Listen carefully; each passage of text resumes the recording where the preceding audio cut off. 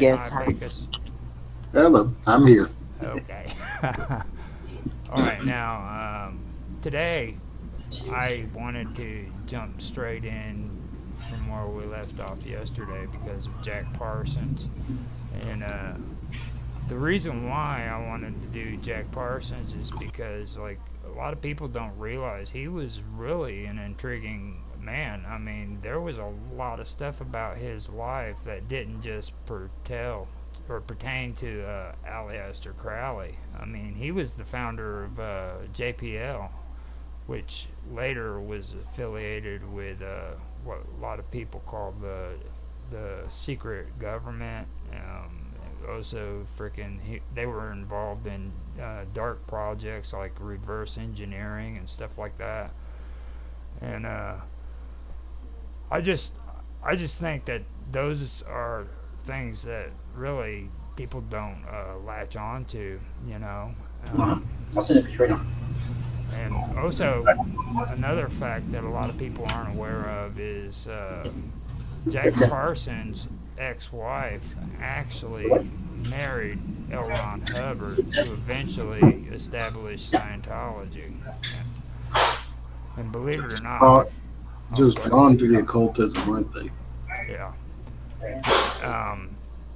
And eventually, I know with the conversations we have, eventually Scientology is just going to have to pop into the whole equation when it comes. I don't know which one is going to come into, either conspiracy or, strangeness, but you really can't avoid it. I think that's what scares the shit out of scientists the most. It's like when in chat we were talking about, science being a religion. Yeah. I think what really scares a lot of people who think scientifically is they think Scientology and the way Scientology is going and stuff. See, the interesting thing about science being a religion is it's not always a religion to those who practice it. There are people who practice science that aren't religious scientists, and there are people that basically who call themselves atheists that practice science that are religious. Yeah. So there's a line there because science is very much a method that is non-religious. But certain people cross the line with it. It's almost like the LGBT thing. There's gay people, and then there's religiously gay people. Now there's a whole difference in science. Kind of lines up the same way. What do you say are the differences? Like, how would you describe the separation between the two? Between someone who practices science, yeah. It has to do with faith. If you practice a scientific method, you can have any belief system you want and practice the scientific method. It's a proven, tried thing. But people who say certain tests cannot have a result that disagrees, once you say there can't be a God, you're now saying you've eliminated an outcome based on feelings and opinion and not the scientific method. Without work, exactly. Right. So by research, eliminating the scientific outcome and not accepting a possibility, you've declared you're not a scientist. And that's when it becomes religious. Are all Scientologists scientists?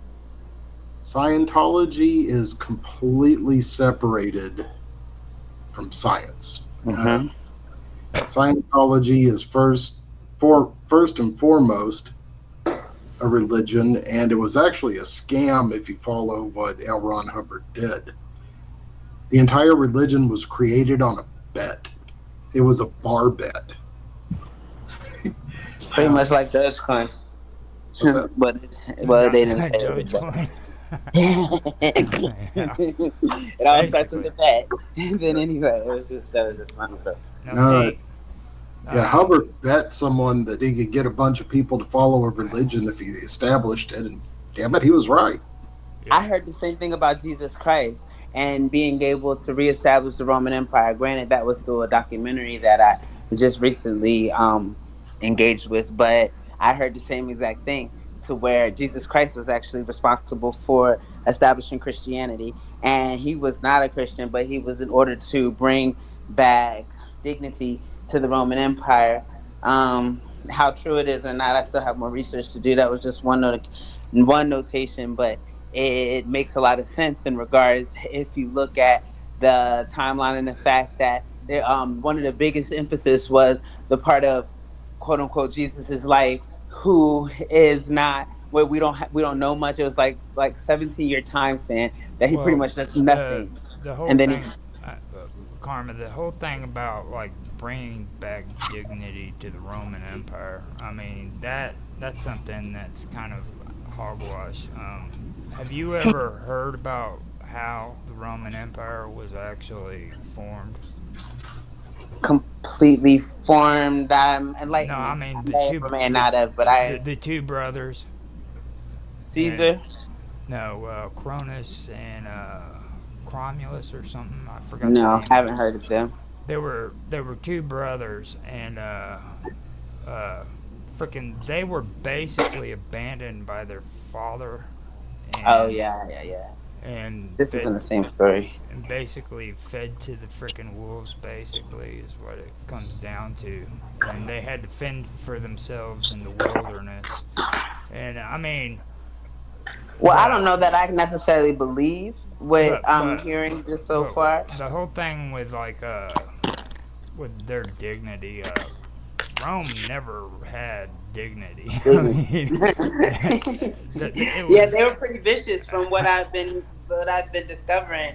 It's not just a cliche. They really are those people that you hear about when it comes to the viciousness, and that's wild to me because allegedly that was the whole point. And I mean, they were talking about the sex parties. It's funny because like they were talking about like the sex Yeah, parties the and a orgies lot and of the shit. incestuous things that were happening and stuff like that.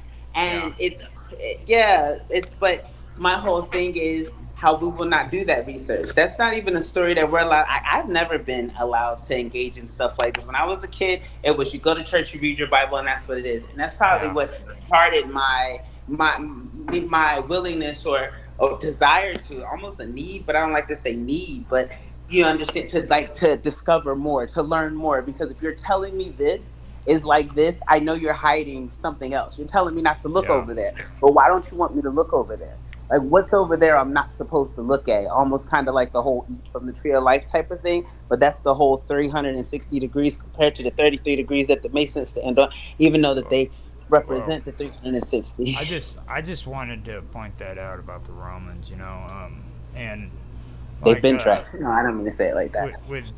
Jesus and a lot of that, like Jesus, there's plenty of facts that go farther back than Jesus, from the resurrection and But freaking even they said that things like that. his practice Like of meditation. who was it? Horus. Horus was the one who climbed up the ladder into not, it was the goddess of the sky. Like Sun god is Ra, but the no, goddess, when you're talking about goddess, is somebody different. That sounds like a woman. uh, Cleopatra, no.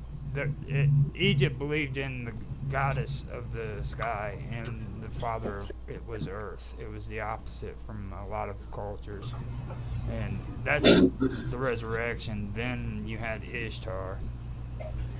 So I mean, But even out of the Jesus. biblical sense, they were attempting to kind of correlate it to where the Bible kind of just incorporated what actual facts into bibliology. It was a Bibliology. culmination.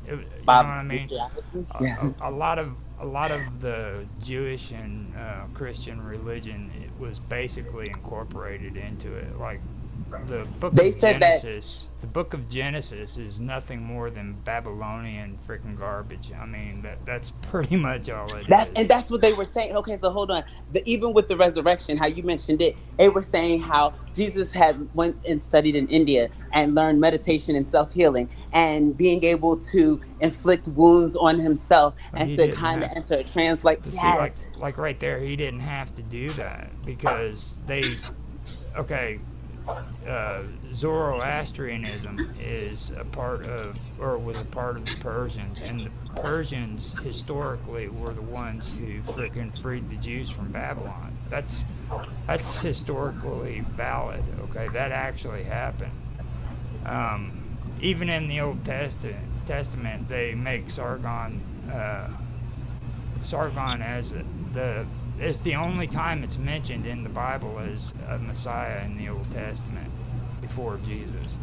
All right, he's the only human that was ever referred to as a Messiah, and the reason for that was because he freed the Jews from Babylon when they were in captivity, and he was what would be Iranian now, and back then in Persia they practiced Zoroastrianism. Now, Zoroastrianism is the basic phonetics for freaking all Buddhist religions. The reason why the Buddhists broke off away from Zoroastrianism was because they disagreed with the teachings of Zoroastrianism. Okay? before I started learning through documentaries and research, like I had a direct conversation with Source and Jesus, or who you help people see as Jesus. Like we are more connected to, like we were holding him, and even he says not as superior, but nothing that we're unable to do. This is just direct messaging, and we think that he is a superior, but because of his, so the superiority that was presented was falsified, not necessarily falsified, but was created in order for him to sustain a certain type of business. I knew this before the documentary. I just never heard it said again besides through him. And I know that sounds whatever, it sounds like, but it's the truth. And so then in regards to, and then in regards to what we listening to messages being told to us because it's strategically presented to us,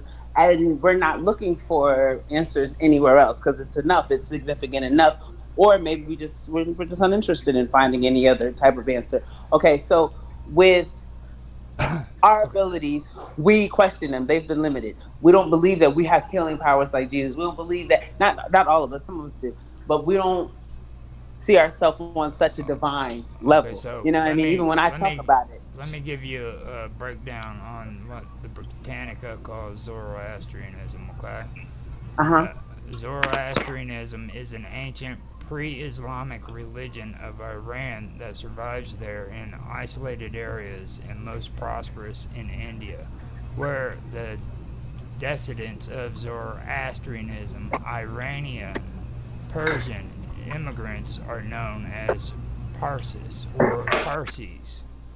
As This Parsons, you said Parsons, Parsis like or Jack Parsons. Parsis or Parsis. Parsees. Okay. Okay, the Iranian prophet and religious reformer Zoroaster Astra flourished before the 6th century BCE, more widely known outside Iran as Zoroaster.